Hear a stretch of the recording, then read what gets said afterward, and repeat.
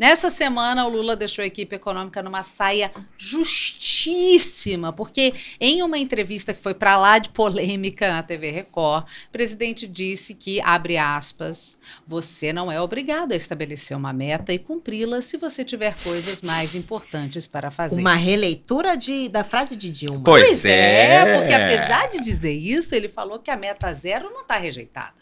Que o governo vai fazer o que for necessário para cumprir o arcabouço fiscal. Inclusive, depois desse bafafá, o Lula já até autorizou os estudos para segurar as contas. Mas assim, Gabriel, pegou mal. Ficou feio. Ficou ruim. Nossa, ficou muito ruim. Pegou muito mal. O presidente nunca foi um fã de zerar a meta, é verdade, ele já tinha deixado isso muito claro. Mas ele também nunca tinha dito com tanta clareza que podia ignorar a meta. Como a Manu lembrou, é uma reedição piorada do que disse a Dilma naquele episódio do se a gente bater a meta, a gente dobra a meta, porque nesse caso ele não quer nem bater a caceta da meta. Não. Né? Então depois dessa fala, vêm os bombeiros. O ministro da Fazenda, constantemente humilhado pelos seus colegas de partido, Fernando Haddad, disse que a fala do presidente estava descontextualizada. Tava confuso. Tava confuso. Tava mesmo. Né? O que mais, afinal de contas, o Haddad poderia dizer diante de uma declaração como essa que prejudica diretamente o seu trabalho, né? O fato é que na ressaca da declaração do Lula, que irritou muito o mercado financeiro e descredibilizou a equipe econômica do governo, que vem atuando justamente no sentido contrário do que o Lula disse, Haddad anunciou ontem, quinta-feira, um bloqueio de 11 bilhões de reais e um contingenciamento de 4. De acordo com o ministro, isso é necessário para cumprir a regra de gastos. Eu só queria entender, não temos um representante da ABL como na mídia tradicional, mas eu queria só entender a diferença de bloquear e contingenciar e exatamente de onde ele vai tirar esse dinheiro para explicar gramaticalmente o vocabulário. Excelente, Manu. Vamos lá. Bloqueio se refere a valores do orçamento que vão ser bloqueados para cumprimento do limite de despesas estabelecido pelo arcabouço fiscal, que prevê que esses gastos não podem crescer mais de 2,5% ao ano. Já o contingenciamento é a mesma coisa. Mentira. Contingenciamento... Só uma palavra mais bonita. Mas no fim do dia o efeito é o mesmo. Mas contingenciamento, ele é realizado para cumprir a meta do resultado primário, ou seja, se vai ter déficit ou superávit. O efeito, como eu disse agora, é basicamente o mesmo, mas o contingenciamento é mais fácil de rever depois. Agora, vamos lá, vem aqui. Se você ouviu o que eu disse até aqui, você há de concordar comigo, porque o que o Lula disse, então, sobre a meta fiscal é só gogó. É para agradar a torcida.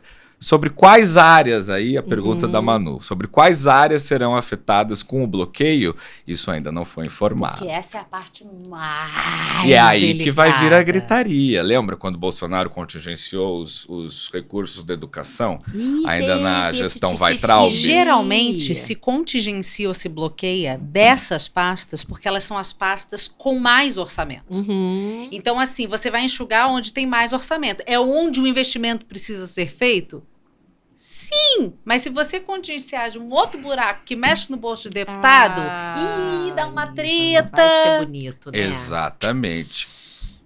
O que é consenso entre os economistas é que essa grana deve vir da onde? Dos programas sociais. Ou seja, o contrário do que o Lula diz, quando ele fala que o que a Faria Lima chama de gasto, ele chama de investimento. Não, Lulinha, tu chama de gasto também, senão não cortava. E antes da gente seguir, acho que vale o professor Denis Xavier, inclusive temos um Rivotalks maravilhoso com ele, é só procurar aqui no nosso canal. Ele fala, e vem mais, 15 bi não serão suficientes. Isso é consenso entre os especialistas. Mas óbvio. Consenso absoluto. Tinham falado primeiro em mais 25, o que também não seria o suficiente para bater a tal da meta. Não. Então, assim, é uma saia justíssima. E não tem mais onde fazer receita, porque você só faz receita de duas formas. Ou fazendo receita, né? Ou economizando. Não. Economizando não é nem isso. É assim, de onde se brota dinheiro? De taxa. E aí, já a gente vai falar do quê? Não pode aumentar mais taxa, que senão vai complicar mais ainda pro Haddad. O Gleison comentou também, Gabriel, esse atrapalho inteiro nas ações, tanto do Lula quanto do Haddad, ainda fazem parte de uma forma de consertar os erros de uma herança maldita? Herança maldita é um termo usado até pelo próprio Haddad. Herança maldita, na verdade, é um termo utilizado por qualquer pessoa que assuma um governo depois do seu opositor, né? Essa normalmente é a justificativa para todos os desmandos de qualquer um. Então, assim, eu acho que é abusar da boa vontade. Como disse o Márcio, que está aqui no estúdio conosco, mas quando chegar perto das eleições, os recursos voltam para os programas sociais. Sempre, é como eleições municipais, né? Que você, antes do pleito, você sempre vê a cidade sendo asfaltada, esgoto sendo construído. Banda de Ipanema na rua. É isso, aí passa a eleição. E tudo muda. Quem sou eu para criticar o meu querido Lula? Eu fiz sim o L e não preciso de voto secreto. Mas o nosso presidente também disse umas groselhas sobre bater em mulheres. Aí não foi bom, não. E sobre pessoas com deficiência também. Ele falou assim. Olha, Manu, ocorreu. Ele fez comentários infelizes sobre violência contra mulheres, se referiu a pessoas com deficiência como pessoas portadoras de deficiência, o que hoje em dia parece ser um crime hediondo. E Janja, na hora, pulou e falou, não é portador de deficiência. Pelo menos ela fez uma coisa A ombudsman do Palácio do Planalto já chegou lá para bater o bedelho. Mas vamos lá, gente, vão aqui comigo, vai. Esse programa aqui, o Rivo News, ele nasceu para trazer para vocês o que realmente importa.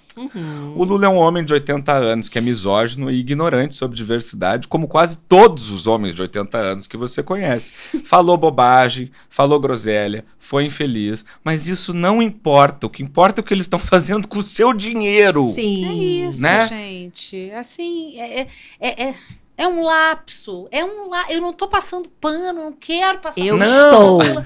Mas assim, toda a audiência do mundo, Já sabe. no Japão, em Portugal, todo mundo sabe.